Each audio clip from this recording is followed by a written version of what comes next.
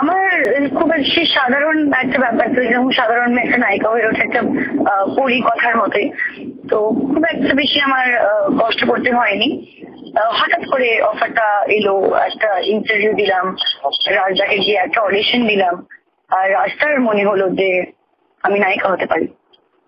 আর আজকে আমি নায়িকা, সবার ভগবানের আশীর্বাদে, সবার ভালোবাসায় আমি নায়িকা। না, আমি আমার স্বপ্ন প্রত্যেক বছর চেঞ্জ হতো।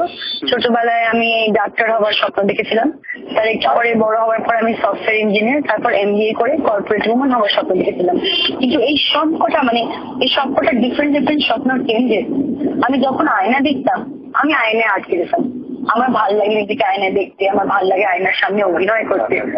পরে রিয়েলাইজ করলাম যে আমি এই ফিল্ডটার জন্যই তৈরি ছিলাম। আর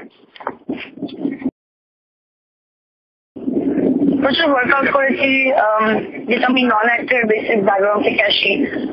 ওয়ার্কশপ করেছি, খুব খুব প্রচুর প্রচুর প্রচুর পরিশ্রম করেছি।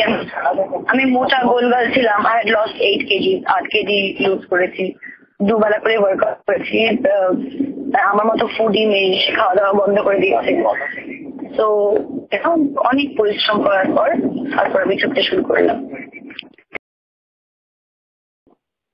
স্বপ্নের মতো সবসময় আমি তো আই ওয়াজ অলওয়েজ প্রিপেয়ার যে 50টা ক্যামেরা আশেপাশে, ছবিটা আমি জানতাম যে এত বেশি এফর্ট দেওয়া হয়েছে, ছবিটা কখনো ডুবে যাবে না, ছবি will be super duper hit, সেটা জানতাম।